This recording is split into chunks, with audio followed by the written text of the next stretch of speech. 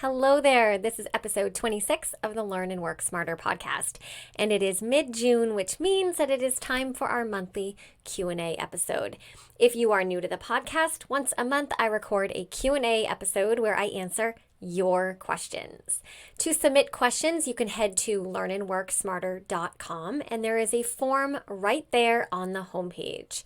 All submissions are anonymous. I do not read your name, but I will answer your question here on a future Q&A episode. Today, I am answering two questions. One is from a working professional, and one is from a student. Hello, you are listening to the Learn and Work Smarter podcast, the podcast for students and professionals who want to learn and work smarter. I'm your host, executive function coach, and founder of schoolhabits.com, Katie Azevedo. As a reminder, everything I mention in today's episode will be linked in the show notes, including a link to the transcript, which you can also find at learnandworksmarter.com/podcast. I am going to jump right in with our first question, and I am going to read it. The listener writes, I listened to your episode about what to do if you don't like your job because I thought that was maybe my problem, but I'm thinking my issue has more to do with motivation over the summer. Many of my colleagues take time off over the summer, and I find myself regularly losing motivation for work in June, July, and August. Do you have any tips to stay motivated? All right, excellent question. First things first, you are absolutely not alone. June, July, and August are warmer months for many of us, obviously, depending where you live, but I'm assuming you live in a place where it is getting warmer this time of year, just based on your question. And so it's normal for our energy and our motivation to flow, to rise, to fall, and to follow sort of the cyclical nature of the seasons. Think about it. Everything else in life is seasonal, so why would our energy for work be anything different? School is seasonal, agriculture is seasonal, certain sports activities are seasonal, allergies are seasonal, heck, everything is seasonal. So I think it's time we probably start to work or think about work the same way. Now, that's not to say that if you have a full-time job that's not technically seasonal, like a lifeguard or a ski instructor, that you should just quit your job for a season. Not at all. But we should recognize that our energy and our motivation towards our work usually follows a predictable pattern when the weather changes. So I wanted to start with letting you know that you are not alone, and I feel it too. Now, the second thing I want to talk about is the fact that I think it is okay to slow down sometimes, particularly in what we would consider a slower season. I'm using air quotes if you're watching this on the YouTube channel. There is nothing in this world that is go, go, go without a period of slower pace or rest, right? And I think that we become better, we become more productive, and we become healthier employees if we also operate at a slower pace sometimes. Now, depending on your job, it could make sense for you to back away from all the, noisy and non-urgent tasks over the summer, if that's the culture in your office. Another solution could be to consider taking more predictable periods of slower, pace work throughout the year so that you don't feel the need to slow down significantly, right? Once a year, once a season. It's like running. If you pause every few miles to walk for a few minutes, you can go longer overall, right? If you sprint nonstop without a break, you're going to crash and burn sooner than you would otherwise. You see what I'm saying? So without knowing the specifics of your job, because that's not what you included in the question, although I am guessing it's an office job because of your colleagues leaving the office, right? I can't give you concrete evidence about which approach to take, but if possible, I do want you to take some kind of approach. You either slow down in some kind of way for a few weeks until you get your energy back, or you can begin to incorporate some more intentional slowdown periods throughout the year so that your endurance throughout the year is longer overall. Now, regardless of which approach you take, we have to think, how do we do this? How do we incorporate some intentional seasonality into our jobs, whether you're doing that over, a few weeks or months in the summer, or if you're doing it more quarterly, right? I have a few ideas for you. First, decide when it is that you're going to slow down. Look at a calendar and identify when you're going to do this and for how long. All right. Now, looking at your calendar means, you have to work around sort of corporate events or, intense periods in your job that might happen quarterly. Maybe you have a launch or a big company initiative. Well, okay, look at the calendar. Identify when those periods are. They're usually not over the summer, right? And work around them. Next, do some brainstorming about what tasks you are responsible for and what aspects of your job you're responsible for that you absolutely cannot back away from. You can't ignore these totally, and you need to come up with a plan for how you're going to meet those work responsibilities during your slowdown, obviously, unless you're taking a full out vacation, right? Maybe you can postpone them for a week or two, if possible. Maybe you can complete some work ahead of time so that you don't have to think about them until you pick back up, right?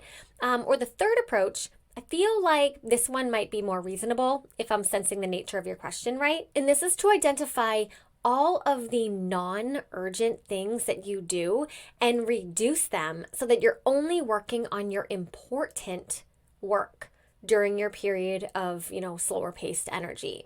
See, the reason I'm suggesting this might be the best approach for you is because you didn't ask me how to take a break from your work. You asked how to increase motivation to do your work during periods of a general lull in the office energy. And one way to do this is to work on the things that are essential and that clearly move the needle. So instead of postponing the important things, you delegate, right? Or you slow your pace on the work clutter tasks, and just have laser focus on just the things that you need to do. This will have a direct impact on motivation because you're going into work for, let's say, essentially, 3 weeks. And you have total clarity on what you're doing. No distractions from the other tasks, no busy work, no sort of that admin and email and all those other things. You've identified them ahead of time as sort of work clutter, urgent but not super important, and you're saying to yourself, I'll get to them.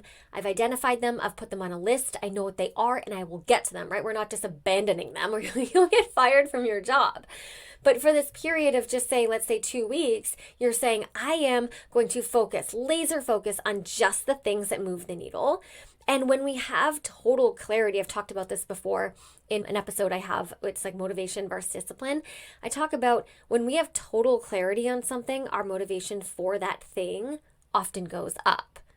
So if you've identified the work tasks, or perhaps maybe there's just one that is super important for your job, and that is the only thing you're going to work on for 1 to 2 weeks, that's essentially slowing down, right? It's saying no to all of the superfluous and extra sort of naggy tasks, but your motivation will also go up. And that's getting at the nature of your question. Because again, you didn't ask me, how do I take a vacation? How do I stop work completely? You're like, how do I keep going when I don't really want to? All right, and who knows, maybe at the end of this little break, you might realize that a lot of those annoying tasks that you sort of, put aside temporarily might actually be unnecessary or overinflated to begin with. And maybe you can be more discriminate when you bring them back to your plate and say, do I really need to do this? So let's say, for example, that during your intentional slowdown, maybe you made a promise to yourself to only check your email once a day at work instead of all day long. And maybe at the end of this 2-week period, you realize that was actually totally sufficient. And then that's a habit that you keep going forward, right? But I don't want you showing up to work in June, July, and August without a plan. And I don't want you showing up without recognizing that it's normal to have seasons of lower energy and lower motivation. You need a plan to get through those seasons, unless, of course, that's when you intentionally plan perhaps a vacation. Because it's when we don't have a plan for these slower months. I'm just going to keep saying June, July, and August, right? If you don't have a plan for your work during these periods of slower energy, that's when you will physically dedicate yourself to your job. You're going to show up from 9 to 5, but you're not really going to get anything done, right? Because you don't have that motivation. You don't have the plan. You're just doing all that busy work stuff, but you're never doing things that move the needle. And so you start to resent your job and feel like you wasted your summer months just sitting at your desk. So I'm giving you permission to do something different. Now, one tip I want to mention is that if you can't take a legitimate break over the summer, like a vacation where you're, like off the grid or whatever, then you can add some novelty to your days a few times a week. So maybe on a Tuesday and a Thursday, you do something different for lunch, or maybe you work from home, but in a new location that's not really your home, like you work close to home. Maybe you go into work early on Wednesdays and Fridays so that you can leave earlier in the afternoon. That's enough of a shift or a mix-up in your schedule that might light a fire under your motivation. Now, I say this a lot, but novelty or newness, doing something a little different, is a key ingredient of motivation. Okay. Now, before I move on to the next question, I want to ask you for a favor. If you are listening to this podcast in a podcast app, would you mind giving it a 5-star review or leaving a comment if you've been finding it helpful? I know it's kind of a pain in the bum, but that helps me more than you know. If you're watching this on YouTube, could you leave a comment and let me know that you are liking what you're seeing and hearing? Because again, those gestures tell the algorithm to keep showing this content to other people. And I appreciate you so, so much. All right, now moving on to our second question, and this one is from a student. Now, I don't even have to read this one because it's so simple. The student is simply asking, should I double major in college? And I think they said they're in their second year or a sophomore in college. So the short answer is yes if you want to, and no if you don't want to. Okay, no, obviously I'll explain that answer a little bit more, but the idea here is that a double majoring is neat. And I think it's great that it's an option for people who want to do it. But I cannot think of a single scenario in which a double major would be required. There is no company out there that's going to look at your resume and say, oh, well, double majored in political science and English, and then look at another resume of someone who maybe majored in political science and minored in English, and then just hands down pick the double major over the single major. That is just not at all how it works. Now, double majoring also takes strategic planning well in advance.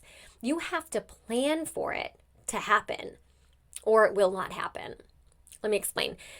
The difference between a major and a minor is essentially taking more classes in a path. Okay, so a major, every school's different, but a major is something like around 36 credits, and a minor is often something like 20, so sometimes like half of what a major is. Now, if you want to do that, if you want to go from a minor to a major, then you need to make room in your schedule for those additional classes. So you can do that, but it means that you're not going to be able to take some of your electives, some of your interest-based courses, or you might have to take courses over the summer.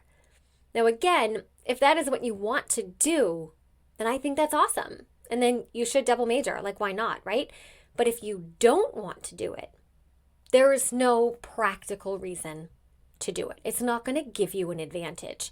Now, keep in mind that this is advice coming from someone who double majored. Yes, I have a double major in undergrad in English and in Spanish. I started off as an English major and a Spanish minor, but then I think around the beginning of my junior year, I realized I just kind of wanted to go for it and get the double. My reason was not based on any professional goals or trying to be impressive or anything like that. I just literally wanted to. Usually when I want to do something, I do it. But to make it happen, to be honest, I had to take courses over the summer to make room in my schedule because I made that switch kind of late in the game. I had to stop taking some of my interest-based courses, which was like psych and philosophy that I liked, right? But at the end of the day, that is what I wanted. And so I did it. And that's neat. But not once in my professional life has that double major earned me like brownie points or credits. Now, one more point I do want to make is that in some scenarios, a college or a university might not offer a particular course of study as a minor, and they might only offer it as a major. So for example, let's say that you wanted to major in business and minor in Chinese, but your school only offered a Chinese major. Well, in that scenario, you might have to double major, right? If you really want to keep Chinese in your sort of like academic portfolio. But again, you would need to determine that early enough so that you can make it work in your schedule. Honestly, I love that question because it means that you're thinking about the future. and you're planning and you're giving it some consideration because like our future matters. I know that sounds so cheesy, but it's true. I hope my answer to that question was helpful, as well as my answer to the first question. Remember, you can submit your own questions for me to answer on future Q&A episodes by going to learnandworksmarter.com and typing your question into the form on the homepage. And remember, never stop learning.